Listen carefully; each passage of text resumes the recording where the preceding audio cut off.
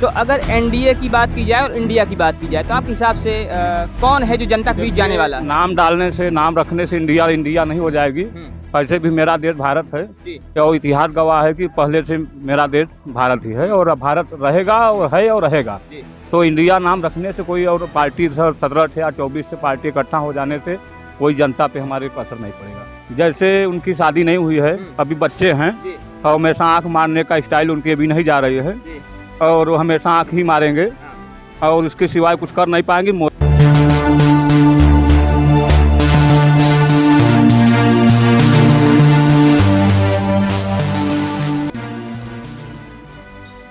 तो हमारे साथ में, हमारे बीच में एक भैया और हैं, इनसे बात करते हैं कि इस विकास के मुद्दे पर इनकी क्या राय है। क्या नाम होता है आपका? संदीप पांडे।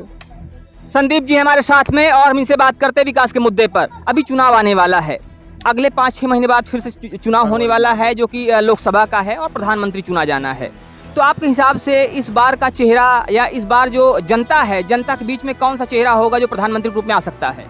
देखिए, जहाँ तक हमें उम्मीद है कि फूलपुर में आपका बीसी और यहाँ सामान्य में ब्राह्मण का चेहरा होगा और हमारे पूर्व विधायक माननीय नीलम करवरिया जी होंगी, जहाँ तक मेरी उम्मीद है।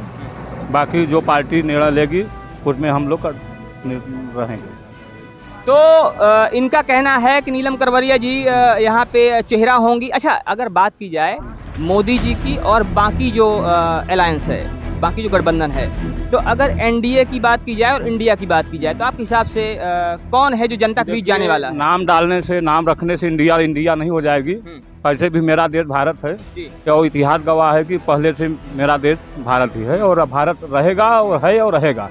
तो इंडिया नाम रखने से कोई और पार्टी 17 या 24 से पार्टी इकट्ठा हो जाने से कोई जनता पे हमारे को असर नहीं पड़ेगा। तो इंडिया नाम रखने से और 17 लोगों के 17 पार्टी इकट्ठा हो जाने से कोई फर्क नहीं पड़ता, क्या कहना है आपका? नहीं, कोई नहीं फर्क पड़ता है।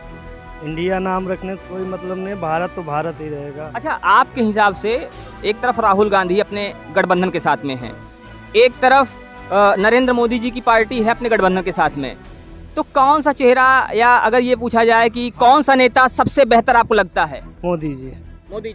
मोदी जी में कौन सी ऐसी खास बात है जो आपको अच्छी लगती है और आप प्रेरित होते हैं? राहुल गांधी में क्या खास बात? राहुल गांधी में वो क्या खासियत है? मोदी में ये खासियत है, उनको चौकीदार हैं, वो देश के गरीब को ध्यान देते हैं और विकास के मुद्दों की बात करते हैं। और राहुल गांधी क्या है कि उनको तो बोलने का तरीका ही नहीं मालूम है कि क्या बोलना चाहिए क्या नहीं। तो राहुल गांधी को बोलने का तरीका नहीं पता है, उनको नहीं पता है कि क्या बोलना चाहिए क्या नहीं बोलना चाहिए। इन्होंने कहा कि मोदी जी चौकीदार हैं, लेकिन राहुल गांधी ने एक आरोप लगाया था, उन्होंने एक नारा दिया था चौकीदार चोर का। इस पर क्या कहेंगे? राहुल गांधी जैसे उनकी शादी नहीं हुई है, अभी बच्चे हैं और हमेशा आँख मारने का स्टाइल उनकी अभी नहीं जा रही है और वो हमेशा आँख ही मारेंगे और उसके सिवाय कुछ कर नहीं पाएंगे। रही बात मोदी जी की, मोदी जी हमारे पिछड़े वर्ग के नेता हैं, जो कि हमारे सामान्य वर्ग नहीं आते, पिछड़े वर्ग के नेता हैं और वो जमीन से जुड़े नेता हैं, गरीबी अमीरी सब झेले हैं वो। और रही बात राहुल गांधी की बनी बनाई थी और बनी बनाई पाए थे और चांदी के चम्मच में खाए थे। तो एक बड़ा आरोप कि राहुल गांधी चांदी के चम्मच में खाए थे। लेकिन अच्छा, एक चीज़ और देखा जाता है कि राहुल गांधी अक्सर गरीबों की झोपड़ी में जाते हुए देखे जाते हैं। देखिए, जाना वाना जब किसी के ऊपर पड़ता है तो कई झोपड़ी में जाने से और नाम फटा कपड़ा पहनने से, लाइन में बैंक में लग जाने से ये नहीं होगा कि मैं राष्ट्रीय नेता या मतलब प्रधानमंत्री के पद पर उम्मीदवार हूं और जाके मैं लाइन लगा के 4 घंटे बैंक में रहता हूं। तो ये भी खतरनाक है, क्योंकि अरे जब मैं देश के देख रहा हूं, मैं देश को देखने वाला, प्रतिनिधित्व करने वाला हूं और मैं जाके लाइन लगाऊं 4 घंटे, तो ये तो उससे बड़ा बकवास कोई नेता नहीं है। तो आपका कहना ये है कि ये जो चीजें की जा रही है मात्र दिखावा है? बिल्कुल बिल्कुल। राहुल गांधी जो भी अभी भारत को जोड़ने निकले थे, आज भारत के नाम से उनके इतराज है। सोचिए, भारत को जोड़ने निकले थे, गई गली कश्मीर से लेके कल मतलब एक बकवास कर रहे थे और यहाँ तो देख रहे हैं कि भारत नाम से विरोध कर रहे हैं। तो यहाँ पर बात हो रही थी, अभी इन्होंने कहा कि राहुल गांधी जिन्होंने भारत जोड़ो यात्रा किया और उसके बाद वो भारत का विरोध कर रहे हैं। आपके हिसाब से क्या ये सही है? हमारे हिसाब से ये है कि आप 70 साल थे तो आपने किया क्या भारत के लिए? हमारा यही राहुल गांधी से क्वेश्चन है कि आपने 70 साल से क्या किया? तो 70 साल तक आप थे, आपने किया क्या, ये राहुल गांधी से प्रश्न है। और जो ये मोदी जी पर आरोप लगाए जाते हैं, उन पर प्रश्न खड़े किए जाते हैं, ये पूरी तरह से निराधार हैं। तो यहाँ पे बात हो रही थी कि जो राहुल गांधी हैं, राहुल गांधी जिन्होंने भारत जोड़ो यात्रा किया, वो ही आज भारत का विरोध कर रहे हैं, भारत के नाम का विरोध कर रहे हैं।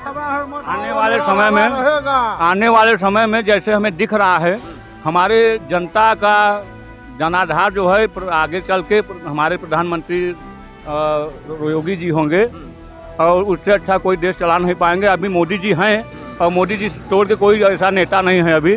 और रही बात राहुल गांधी की, राहुल गांधी अभी बहुत पीछे हैं और पीछे रहेंगे, क्योंकि अब राहुल गांधी को जानते ही हैं। अच्छा, अभी ये INDIA जो है, इंडिया गठबंधन है, उसके विषय में खबर ये आ रही है कि उन्होंने नीतीश कुमार को अपना नेता चुन लिया प्रधानमंत्री पद के चेहरे के लिए। देखिए, इनमें पलटू राम की मैं कुछ कह नहीं सकता हूँ, कभी भी पलट सकते हैं 2-4 सांसद लेके, लेकिन इनके अंदर अभी कोई ये चुना ही नहीं गया कि राष्ट्रीय मतलब हाँ प्रधानमंत्री बनेगा कौन। इसमें ही पहले तो यही नहीं चुन पाएंगे, खास बात तो ये है। तो आपको क्या लगता है कि इनका जो गठबंधन है ये सफल होगा या नहीं होगा? सफल नहीं होगा, ये एकदम बह जाएगा धारा में, इनका पता नहीं चलेगा। जैसे कई लटक जाते हैं पेड़ पे बंदर, और अगर हम लोग और लटक जाएं उसी में तो पेड़ टूट जाती है। तो यहाँ पर कहना ये है कि जो इंडिया गठबंधन है इसके सफल होने के चांसेस नहीं दिख रहे हैं, क्योंकि आरोप ये लगाए जा रहे हैं कि जो नीतीश कुमार है वो पलटू नेता है और पलट सकते हैं। तो ये थी जनता की राय, और जनता की राय के बीच में आपको दिखा रहे थे कि जो जनता है, जनता इस बार के चुनाव को लेकर क्या सोचती है, जनता के मुद्दे क्या हैं, जनता के बीच में जो चुनाव को लेकर बातें हैं वो क्या हैं, उन सभी मुद्दों पर आपको बात कर रहे थे, आपको दिखा रहे थे। मिलते हैं कुछ ऐसे अपडेट के साथ में, तब तक के लिए जय हिंद, जय भारत।